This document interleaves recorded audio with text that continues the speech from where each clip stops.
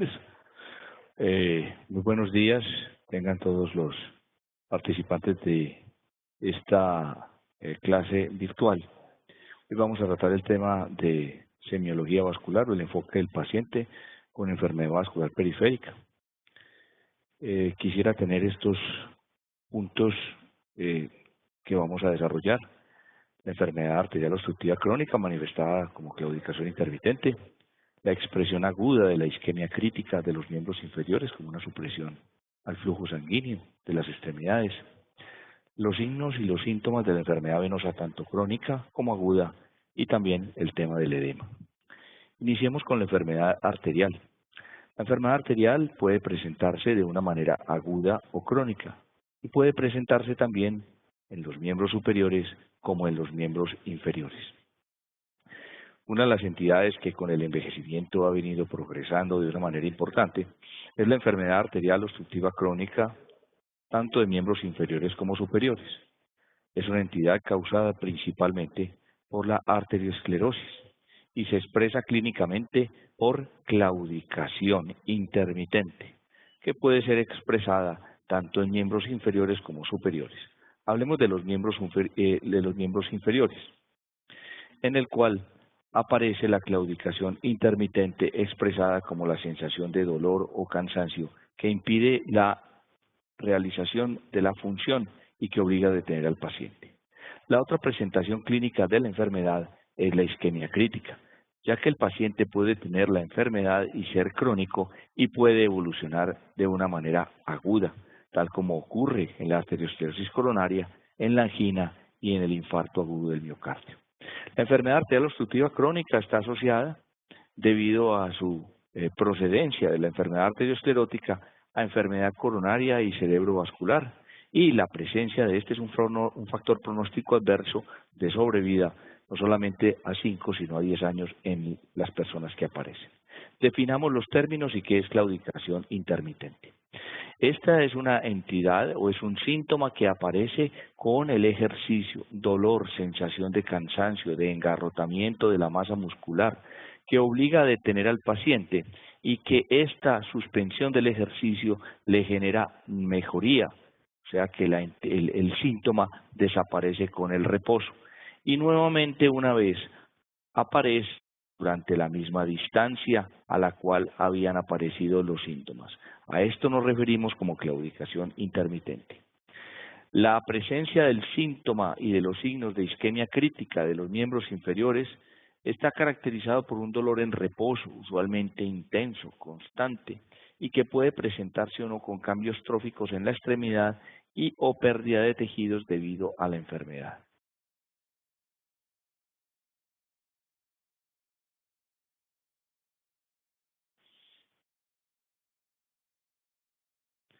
Cuando están enfrente de un paciente con enfermedad arterial obstructiva crónica, deben preguntar por el espacio de claudicación, que es la distancia a la que ocurre la claudicación, el nivel de claudicación, que es la zona anatómica que está involucrada, en este caso en los miembros inferiores, si es en la pantorrilla, si es en el pie, si es en el muslo, si es en el glúteo. Si es en el glúteo, por supuesto, estaríamos hablando de lesiones proximales, usualmente en el territorio aortilíaco. Si es en la pantorrilla, usualmente en la arteria femoral superficial. Si es en las ramas de la poplitea, probablemente la claudicación, el nivel de claudicación aparecerá en el pie. La evolución de la enfermedad, ¿cuánto tiempo lleva esta? ¿Cómo se inició? Y si se ha deteriorado recientemente. Si el paciente presenta tolerancia al decúbito, ya que muchas veces tienen que dormir con los pies colgados o colocarse de pies para que el flujo baje a niveles más distales en las extremidades inferiores.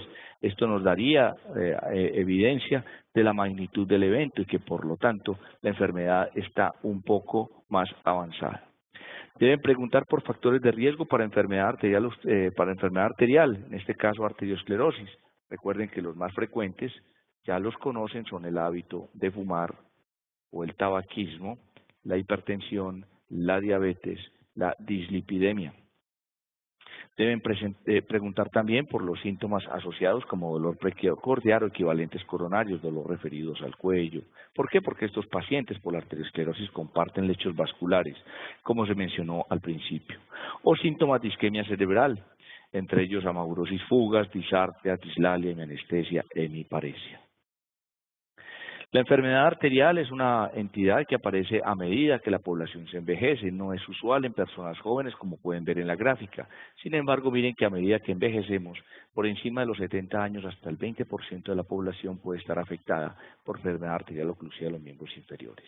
Los factores de riesgo ya se los había mencionado, sin embargo, el mayor de ellos y el más importante es el hábito de fumar, un riesgo relativo de 8 cuando se compara en poblaciones con controles a los cuales no están expuestos al tabaco.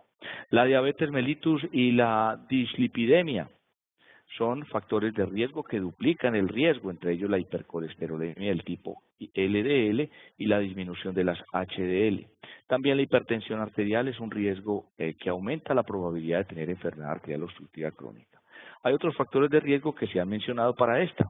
Una es niveles elevados de homocisteína, la enfermedad renal crónica por la tendencia a hacer una endoteliopatía, una inflamación a los vasos arteriales sanguíneos, la disminución de la lipoproteína minúscula, las infecciones crónicas y la inflamación crónica, específicamente enfermedades como la artritis reumatoidea, el lupus eritematoso, que a largo plazo van generando endoteliopatías y pueden favorecer también la presencia de enfermedad arteriosclerótica. La clasificación más útil para definir el nivel en que está el paciente afectado por la enfermedad arterial de miembros inferiores es la clasificación de Fontaine. Vemos aquí en la gráfica dos tipos de clasificación. La más útil y antigua es la clasificación clínica de Fontaine y la clasificación de Rutherford incluye la presencia también de algunos métodos diagnósticos como son las bandas. Sin embargo, nos atendremos a la clasificación de Fontaine. El estado 1 es el paciente asintomático, ya sea que tenga pulsos disminuidos o soplos y ausencia de claudicación. El estadio 2A es la presencia de claudicación leve, el cual el individuo es capaz de deambular hasta 200 metros sin sentir molestia y de ahí en adelante presentar la claudicación. El estadio 2B cuando es incapaz de caminar menos de 200 metros o un bloque. En ese momento lo referimos como moderada a severa claudicación. Cuando el paciente tiene enfermedad arterial y presenta dolor en reposo, estaríamos hablando del estadio 3 de Fontaine y en el 4 cuando hay signos de ulceración o de gangrena. En el examen físico deben ser muy importantes la toma de signos vitales, comparar entre las extremidades superiores para evaluar si hay gradientes de presión. Recordemos que no debe haber una diferencia más de 10 milímetros de mercurio entre un brazo y otro. Evaluar y tomar los pulsos en la cabeza, en el cuello, tanto en el lado derecho como en el lado izquierdo, los vasos axilares, la arteria cubital, la arteria radial, la arteria femoral, poplitea, la arteria pedia y la arteria tibial posterior. Y las calificamos en valores de 0, 1 y 2. Cuando no encontramos pulso, le asignamos un valor de 0 al sitio examinado.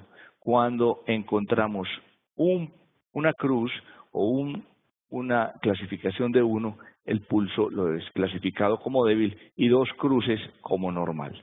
Se debe definir la presencia o no de frémito o soplo, específicamente en áreas como la región inguinal o la región del cuello o en el miembro superior. Al examen físico, importante también evaluar el fondo de ojo, ya que es una muestra de que pueden coexistir otras entidades, factores de riesgo como la hipertensión arterial y la diabetes, o también la presencia de pequeños microembolismos arterioscleróticos, en este caso serían el signo de Hollenroth, que nos habla de cristales refringentes de pequeñas partículas de colesterol que han migrado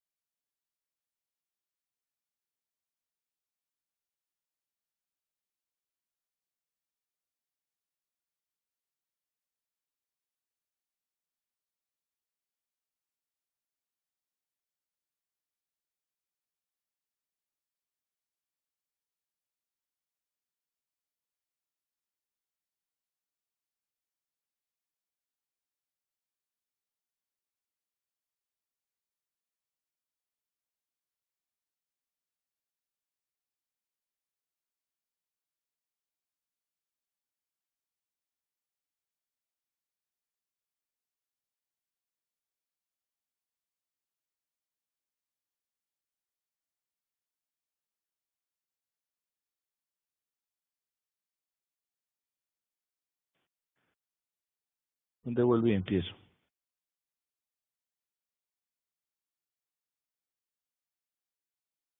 ¿Ahí donde iba?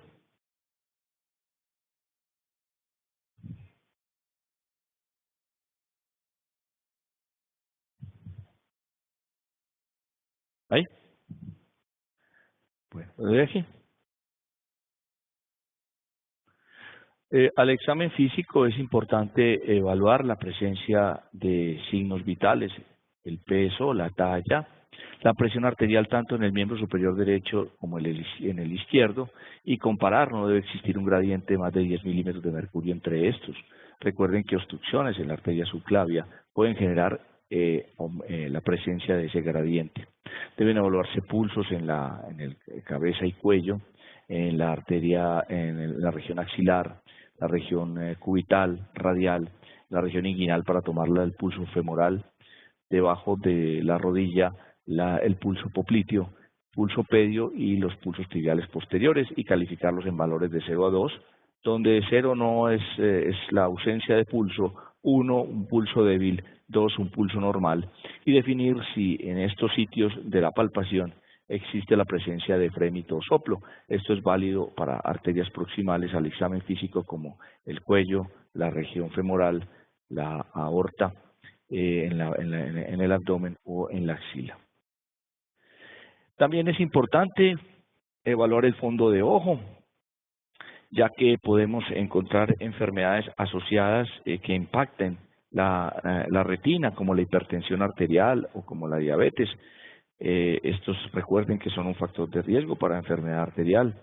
Importante la palpación del abdomen en búsqueda en pacientes relajados, la presencia de masas pulsátiles, específicamente aneurisma, y la auscultación que en la zona del ombligo nos habla de la presencia de la salida de las arterias renales o debajo del sifoides la presencia, si hay un soplo, de estrecheces en las arterias del tronco celíaco o de la arteria mesentérica superior. También describir la presencia de ulceraciones y la localización de estas, y el índice tobillo-brazo, el cual debe realizarse específicamente con un aparato de Doppler para comparar la presión entre el brazo y el tobillo, la cual debe ser de 1. Los signos de enfermedad arterial crónica incluyen pues el impacto en la extremidad de una pérdida de perfusión crónica, como son uñas gruesas, una atrofia de la piel, la presencia de úlceras, las extremidades pálidas, también frías con disminución de la temperatura. Y cuando colocamos al paciente en posición sentada, lo que llamamos rubor pendular, que es una pérdida del reflejo veno-arterial en la cual es el enrojecimiento de las extremidades y la alteración o la disminución en el llenado del arco dorsal medial y lateral del pie se hacen retrasados. La presencia de gangrena seca y de pies de basura es algo que también nos va a llamar, nos va a orientar para el diagnóstico de enfermedad arterial. Aquí tenemos un ejemplo de uñas gruesas y despulidas, de palidez de la extremidad. Probablemente si estas extremidades se tocan van a estar frías. También la presencia de algunas livideces. Y si levantamos la extremidad probablemente también va a haber un palidecimiento de esta. Esto es lo que se llama pie en basura debido a microembolismos distales de partículas o de ateromas en los vasos como la aorta o las arterias femorales, que en las extremidades pueden asentarse y producir pequeños infartos. Esto es un signo ominoso de que, digamos, esos microembolismos que están ocurriendo en las arterias proximales. El índice tobillo-brazo, por supuesto, consta en la detección del flujo con un método de Doppler en la arteria tibial posterior, el cual vamos a registrar específicamente la presión sistólica y la vamos a comparar con también la presión sistólica de la arteria braquial. En condiciones normales, el valor del índice tobillo-brazo es de 0,9 a 1,3.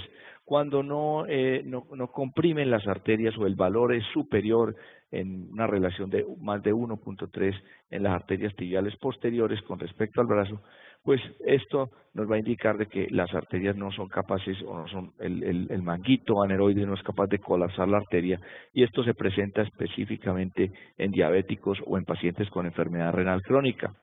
Esto nos daría una incompresibilidad que nos habla también de que hay enfermedad arterial a pesar de que el índice está elevado. El paciente con estadio de Fontaine 1 o 2A lo vamos a encontrar cuando el índice está entre 0,9 y 0,6. El estadio de Fontaine de 2B entre 0,4 y 0,6. Y cuando hay dolor en reposo, pues estaremos hablando de un índice tobillo-brazo de menos de 0,4. Aquí nos ayudaría en la presencia de diagnóstico diferencial con otro tipo de dolor en las extremidades, cuando el Fontaine está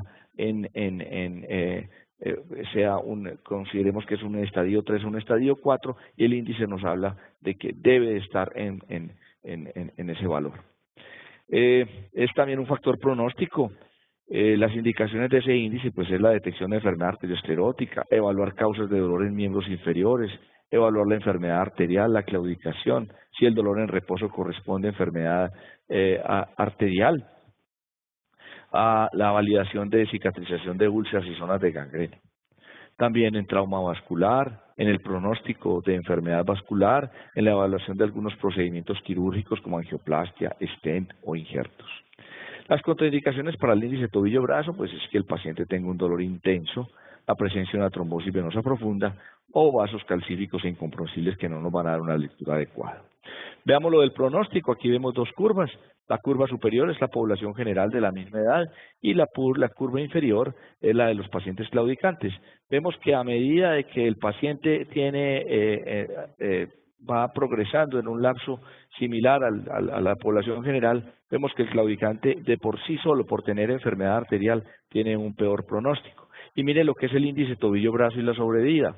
Vemos en la tabla, en la línea superior, un índice tobillo-brazo no tan afectado, pero miren cuando hay isquemia crítica o reposo, vemos que la sobrevida de estos pacientes a 60 meses es muy mala. Luego, a mayor carga de arteriosclerosis, mayor impacto sobre el índice tobillo-brazo, menos índice tobillo-brazo y mayor mortalidad. La enfermedad arterial, como procede de su causa, que es la arteriosclerosis, comparte entonces también otros lechos.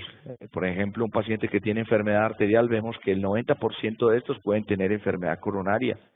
Si les hacemos una angiografía, las cuales 15% son lesiones significativas, que puede estar asociada a enfermedad carotidia, ya que un 25% de estos enfermos tienen lesiones importantes en el lecho de sus carótidas. La presencia de aneurisma aorta abdominal está en el 15% de los enfermos y la muerte está aumentada especialmente por enfermedad coronaria o por enfermedad cerebrovascular. Curiosamente no por pérdida de la extremidad o por amputación como uno creyera, sino más bien por problemas de enfermedad coronaria o muerte cardiovascular. En resumen, la enfermedad arterial obstructiva crónica se presenta como claudicación, como isquemia crítica, tiene un efecto importante en la mortalidad ya que afecta pueden morir por infarto agudo del miocardio en 5 años y recuerden que pueden presentar el síntoma principal de la claudicación y los signos como pérdida de las uñas gruesas, pérdida del vello, palidez, frialdad, aparecen. Cuando ya hay una obstrucción súbita que interrumpe el flujo sanguíneo a la extremidad, pues aparecen algunos síntomas y hay algunos signos tan llamativos. El síntoma principal es el dolor intenso asociado a frialdad, a palidez o a cianosis, además de la pérdida de sensibilidad por el daño del flujo sanguíneo a los nervios periféricos. Aparece la rigidez y la contractura muscular y puede existir gangrena húmeda. Si el paciente ha tenido una enfermedad previa y se ha desarrollado algunos mecanismos de defensa de colaterales, una enfermedad arterial oclusiva crónica previa, y hay una oclusión, pues el espacio de claudicación se limitaría, se agravaría, y el dolor en la extremidad podría convertirse en reposo. Entonces ahí encontramos los signos de que habíamos hablado en enfermedad arterial obstructiva crónica.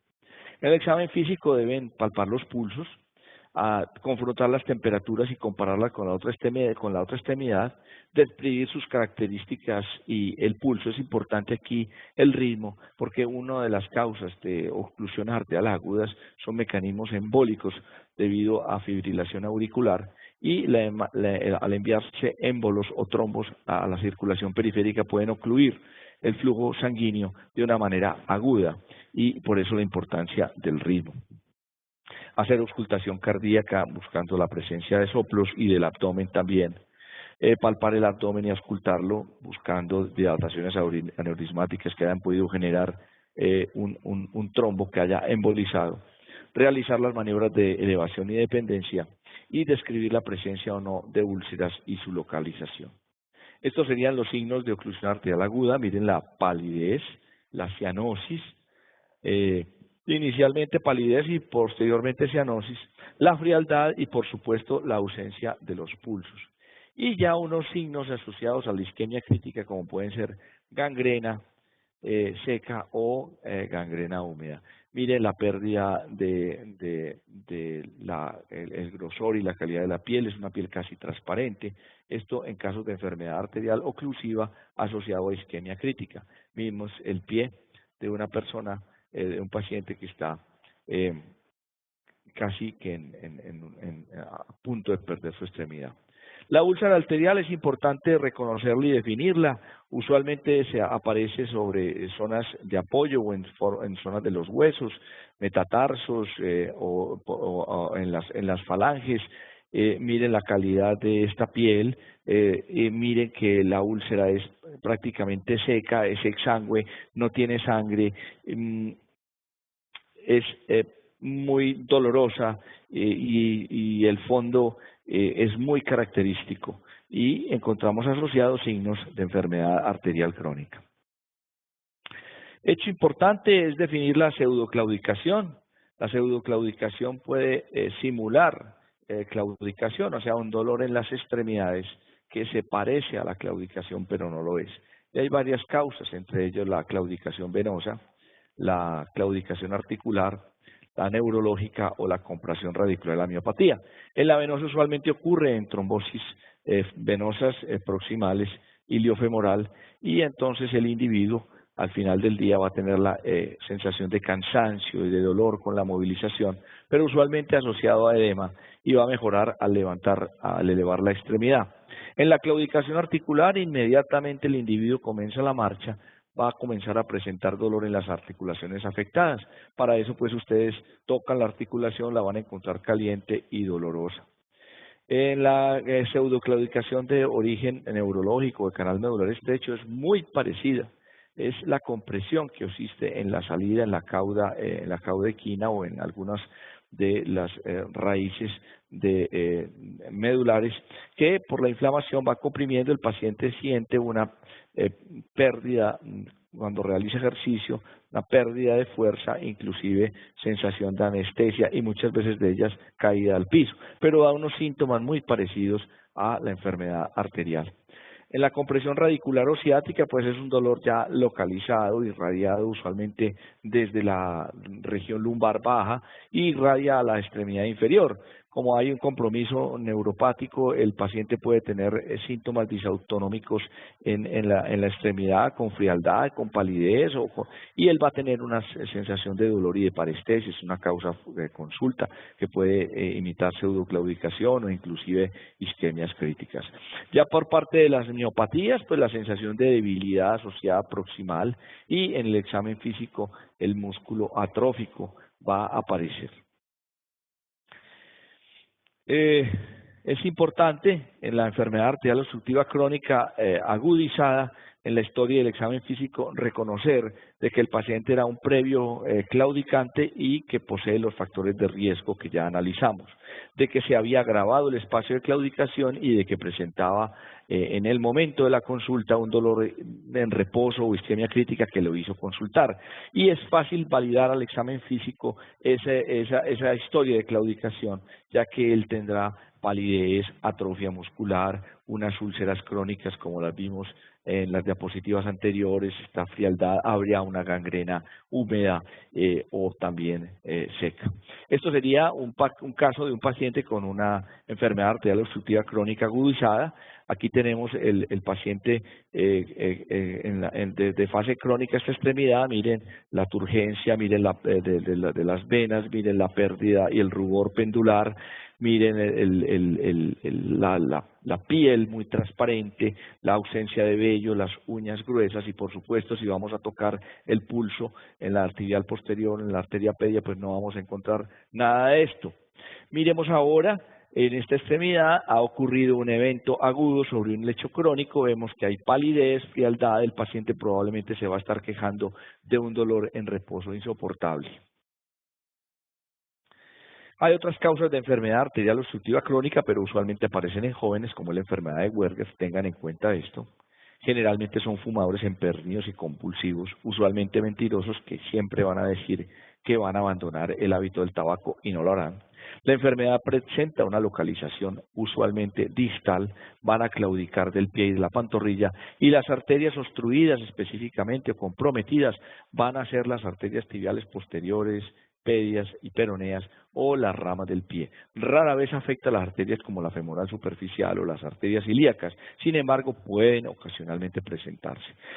Estos pacientes, los signos van a ser muy distales, usualmente vamos a encontrar pulsos en las arterias femorales hipoplíteas, sin embargo distalmente no va a haber pulsos, son pies pálidos, son lesiones de gangrena seca, muy dolorosa, también comparten con la enfermedad arterial crónica arteriosclerótica la pérdida del vello, la calidad de las uñas es muy mala y se cae, y va a haber un enrojecimiento y frialdad y mucho dolor distalmente, además de la claudicación.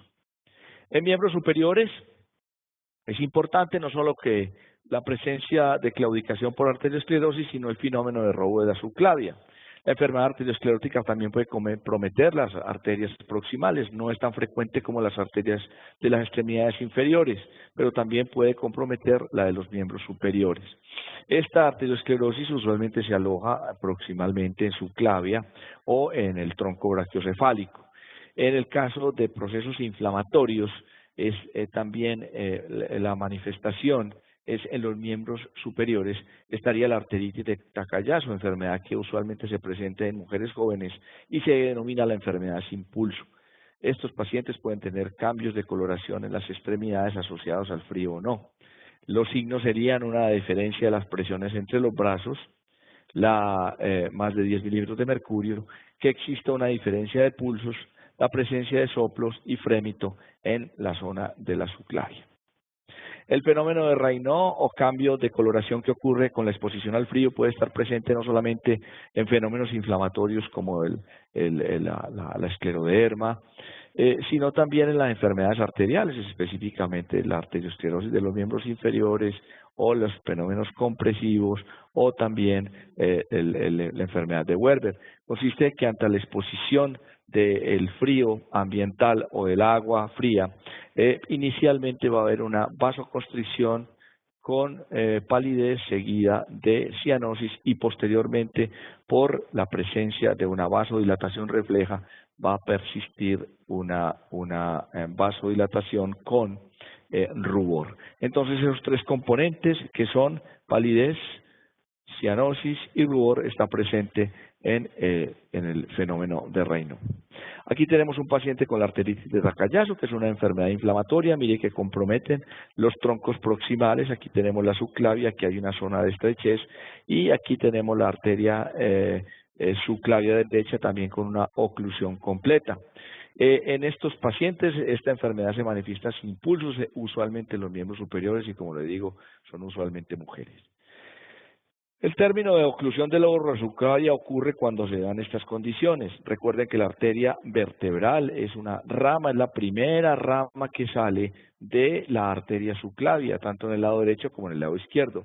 Si hay una obstrucción o una estrechez, como en este caso ocurre en la arteria subclavia por un componente obstructivo arteriosclerótico o trombótico, cuando el paciente realiza ejercicio con el miembro superior, lo que va a ocurrir es que se va a robar o se va a obtener sangre de la circulación posterior cerebral, generando en muchos casos síncope y pérdida de la conciencia. Eso lo llamamos el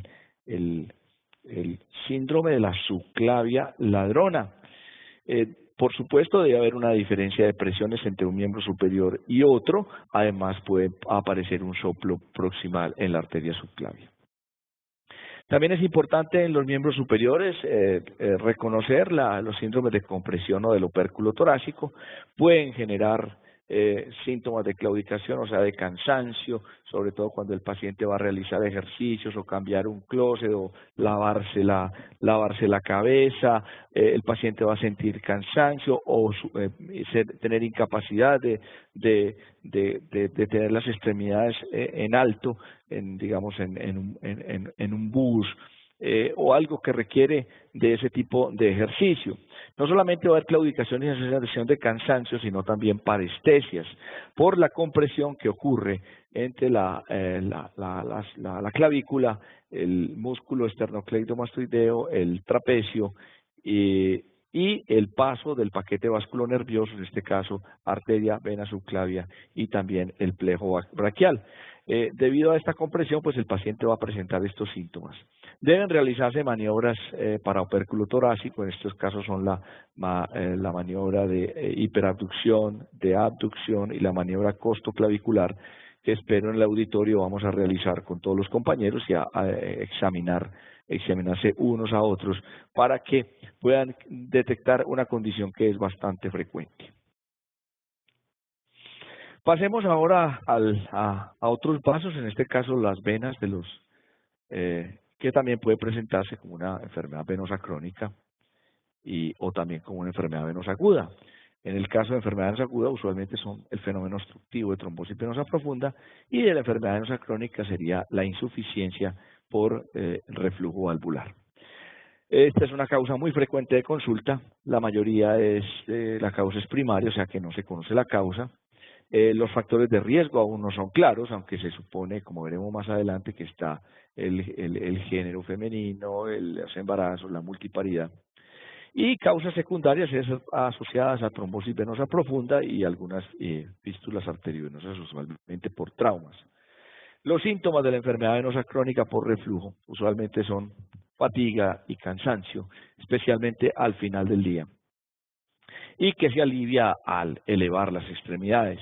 Esto está asociado muchas veces por el trabajo de la bomba muscular, de tanta fatiga, de contraerse y de subir el fluido hacia el corazón, de la presencia de calambre, sensación de pesantez, además de edema al final del día. Rara vez es dolor. Mucho ojo que las varices usualmente no son dolorosas, a no ser de que tengan problemas de inflamación asociados. Al examen físico es importante siempre examinar los pacientes de pies para que se exprese bien las varices y la insuficiencia, evaluarlos desde la ingle hasta el tobillo, hacer una inspección muy meticulosa de cambios mínimos y describir la clase funcional. Ya veremos que como en el Fontaine, la enfermedad venosa también presenta una clase funcional. Palpar las venas y auscultarlas, sobre todo cuando se sospecha fístula arteriovenosa o un antecedente de trauma. Hay una clasificación como la de Fontaine para la arterial, pero en este caso para la enfermedad venosa ya internacionalmente aceptada, que es la clasificación CEAP. Para nosotros es muy importante la clasificación clínica, que es del estadio 1 hasta el estadio 6. La clasificación CEAP también incluye la clasificación etológica, primaria, secundaria, congénita, la fisiológica, si es obstrucción, reflujo o ambas, o la anatómica, pero ya requiere de algunos métodos de diagnóstico como la ecografía dúplex para determinar si es superficial, profunda o de venas perforantes. Las telangiectasias es la fase inicial de la enfermedad o el estadio C1. Usualmente son unos pequeños ramilleticos en forma de araña, de ahí su nombre, telangiectasias, o sea, atascamientos vasculares en forma de arañas. La mayoría de las veces son usualmente asintomáticos y los pacientes pueden o en general consultan es por una molestia estética o cosmética. La mayor causa de las telangiectasias en los miembros inferiores es venoso, sin embargo hay otras causas como arteriales, hormonales, reumáticas, incluido el síndrome CRES, las colagenosis como la artritis reumatoidea, trauma. La mayoría se instala en la cara lateral de los muslos y de las piernas. Cuando ya hay una dilatación más de 4 milímetros y se aprecian en las extremidades sobre la fascia, la denominamos la clasificación C2 o varices. Recuerden que usualmente no son dolorosas, solamente presentan síntomas de fatiga, calambre nocturno, pesantez y sensación de cansancio. Cuando las varices son procedentes de la pelvis, usualmente tienen un territorio muy distinto al de, al de la diapositiva anterior. Usualmente son por la cara posterior del muslo y van a conectar casi siempre las venas safenas menores. Usualmente la mayor de estos pacientes son mujeres, se pueden verse en los glúteos y en la vulva, y puede haber síntomas asociados a la pelvis, especialmente dolor premenstrual o dispareunia. En el estadio 3 es cuando la enfermedad venosa ya está asociada a edema. La mayoría de los pacientes van a quejar sensación de peso y de cansancio. Lo usual es que esto sea peor en las horas de la tarde, el paciente se levante mejor en la mañana y casi siempre sin edema, pero este va apareciendo con el correr del día y con el trabajo, especialmente si el paciente se mantiene la mayor parte del tiempo pedestante. Cuando la enfermedad progresa, aparecen cambios tróficos. Estos cambios tróficos ocurren por la extravasación de eritrocitos y de moléculas inflamatorias.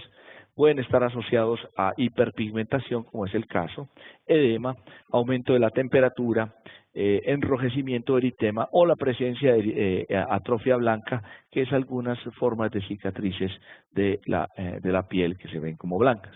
El estadio C5 son úlceras cicatrizadas y el estadio C6 es la presencia de úlcera venosa, que casi siempre se asienta sobre el maléolo medial, tiene unos bordes elevados, es siempre húmeda, los bordes son eritematosos, enrojecidos por un proceso inflamatorio. Aunque no es frecuente en la cara lateral y en el dorso del pie, pueden presentarse hasta en el 10% de los pacientes úlceras en ese sitio. Sin embargo, la localización clásica es que sea en el miembro inferior, al lado del maléolo medial y mayormente en el lado izquierdo con respecto al lado derecho.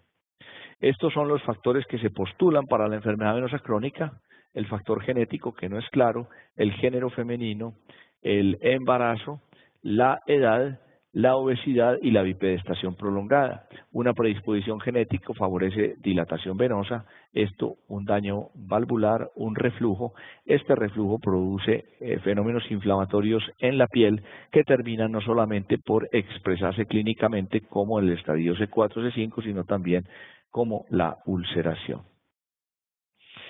En la enfermedad venosa aguda, en el cual lo que sospechamos es la interrupción del flujo sanguíneo por algún evento, usualmente trombótico, el paciente va a presentar los siguientes síntomas. Usualmente un dolor, no tan severo como el de la enfermedad arterial, asociado a pesantez, aumento del tamaño de la extremidad y del calor de esta.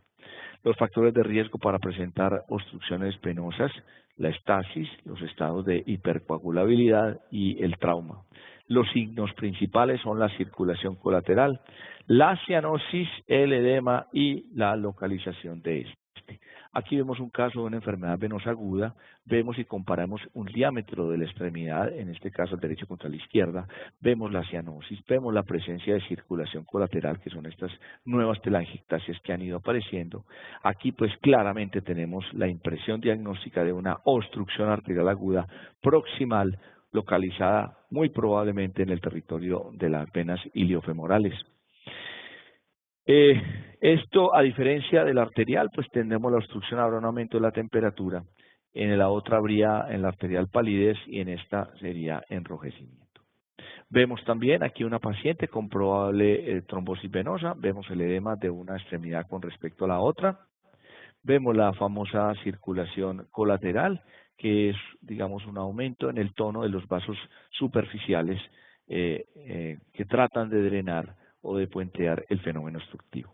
Factores de riesgo para la trombosis: en la tríada de Virchow hay unos factores adquiridos, heredados o desconocidos. Recuerden que la tríada de Virchow incluye el estasis, pacientes muy encamados, muy viejos, trauma, el paciente con eventos quirúrgicos, especialmente ortopédicos, la hipercoagulabilidad, que está dado por deficiencia de algunas moléculas que sirven para anticoagular, hacer la anticoagulación natural, deficiencias del factor 5 Leiden, que es muy frecuente, deficiencias de proteína CS o de antitrombina, pero no es, digamos, lo más frecuente. Lo más frecuente de estos factores de riesgo son los factores de riesgo adquirido, entre estos la edad, la cirugía mayor, la inmovilización, el cáncer y el reemplazo hormonal.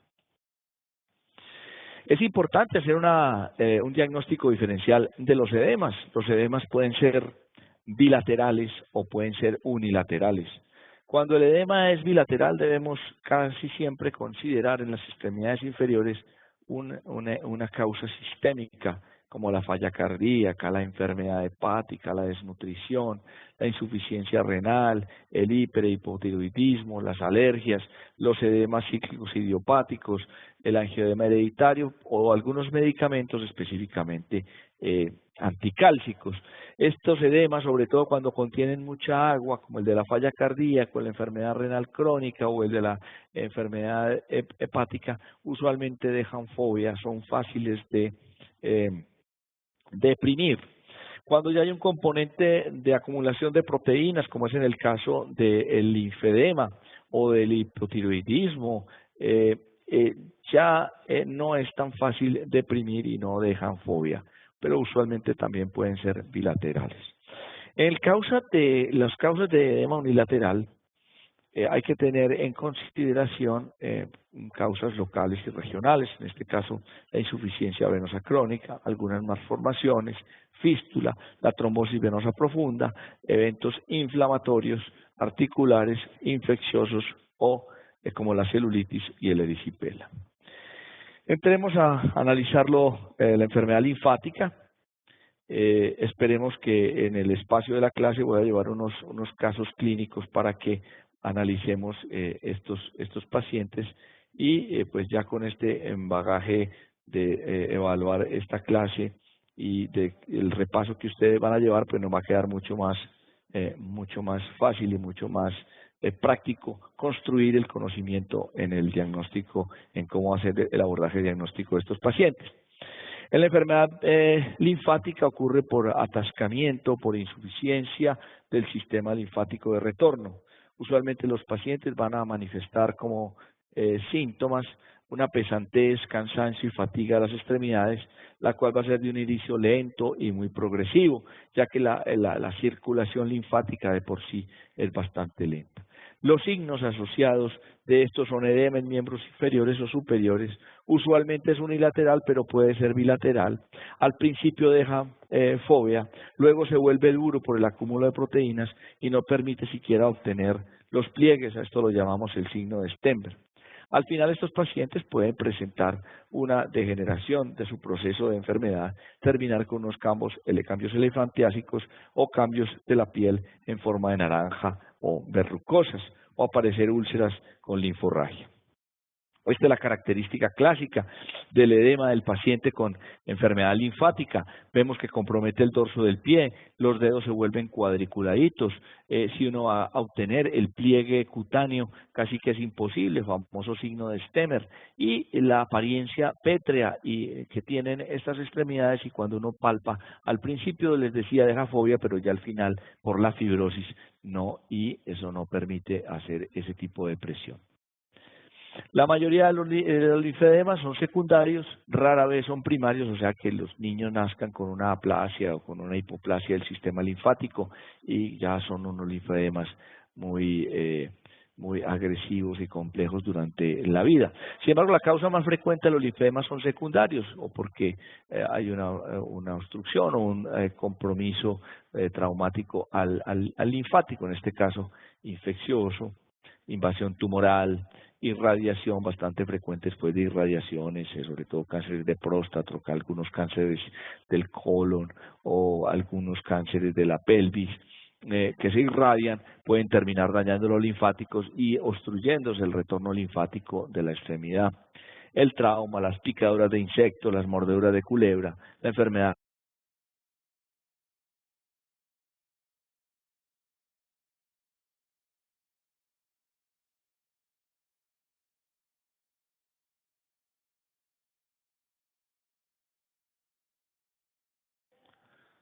¿Listo?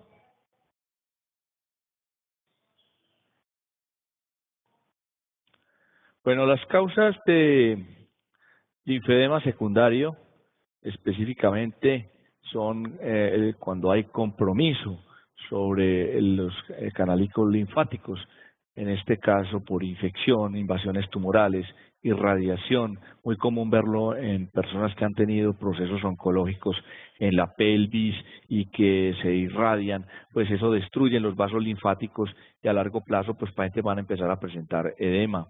Una causa muy frecuente son los traumas, las mordeduras de insectos, la artritis, la insuficiencia, la filaria, que es muy rara en nuestro medio, y la resección ganglionar o resección quirúrgica, que puede producir daño o cortar los circuitos linfáticos, y es una causa muy frecuente, sobre todo en los pacientes con SEA de mama, una causa bastante importante de causas como linfedema de miembro superior. Esta es la expresión clínica del linfedema, y aquí vemos un linfedema en un estado avanzado, ya llamado linfedema verrucoso, donde ven la linfa saliéndose por todas partes. Esta linforragia pues hace que los pacientes perdan proteínas y agraven un estado constitucional deteriorado. Puede haber problemas de infecciones asociadas. Esto pues es petro en forma de elefante. Este es el estadio final de linfedema avanzado. Bueno, creo que con esto tenemos una visión de lo que es la parte de la semiología vascular. En la práctica van a desarrollar pues otras actitudes, como aprender a examinar estos pacientes. En nuestro próximo encuentro, en la clase vamos a resolver dudas, vamos a hacer unos ejercicios de fisiología, vamos a ponernos videos de pacientes que nos complementen nuestro aprendizaje en el tema de la semiología vascular. Voy a enviarles un artículo para que lo lean y puedan desarrollar también sus estrategias de lectura. Por hoy creo que hemos terminado nuestra clase y muchas gracias por su atención.